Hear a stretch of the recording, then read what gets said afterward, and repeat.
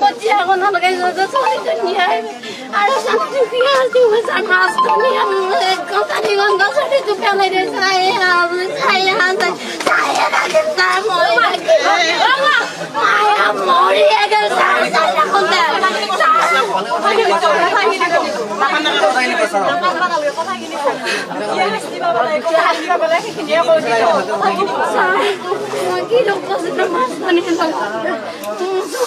মাৰণ চলি আকৌ মাৰিছে ছাৰ ইয়াৰ কাষৰে লোক এটা ইয়াৰ লোক এটা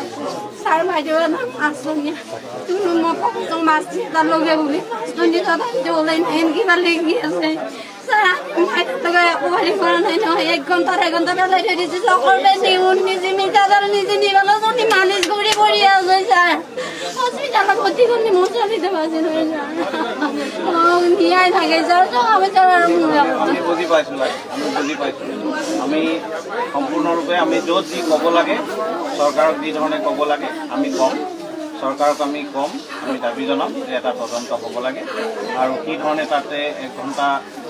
ভৱিষ্যত পেলাই থোৱা হ'ল তাৰ বাবেও তদন্ত হ'ব লাগে বুলি আমি ক'ম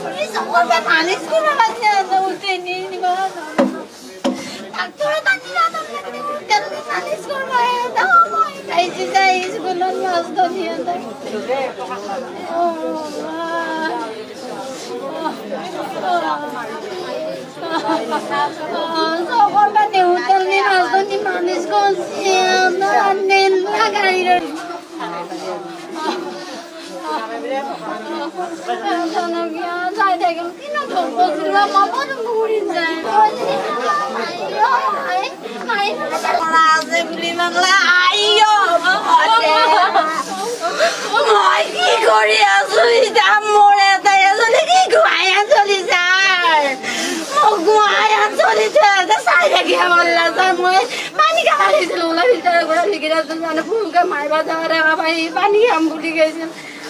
দেখা পালে মোক বাছ যাব বুলি দেখাই ঠাই নিচিনা দেখি আছো চাৰিয়া দেখি কোনো নাই কাৰণে ইয়াৰ ফিল্টাৰৰ ঘৰতে মাৰি ৰলা কোনো নাজলা যায় মই এতিয়া কি কৰিম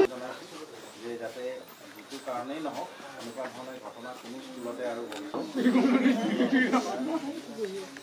আপুনি অভিযোগ নকৰিব আমি বুজি পাইছোঁ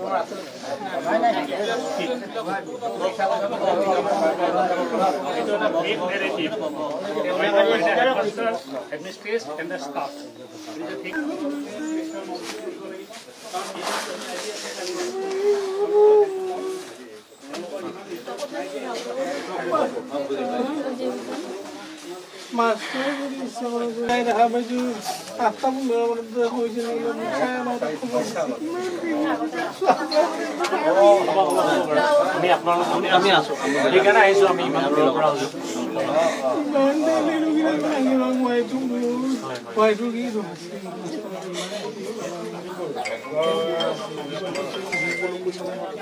ইমান হেৰি মাৰি নেকি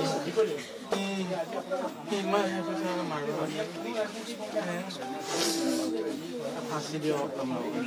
শক্তি আছে যদি নাই নাই আমি আপোনাৰ ল'ৰাই ন্যায় পাওক তাৰ কাৰণে আমিও চেষ্টা কৰিম আপোনাৰ ল'ৰা বুলি নহয় তেখেত এই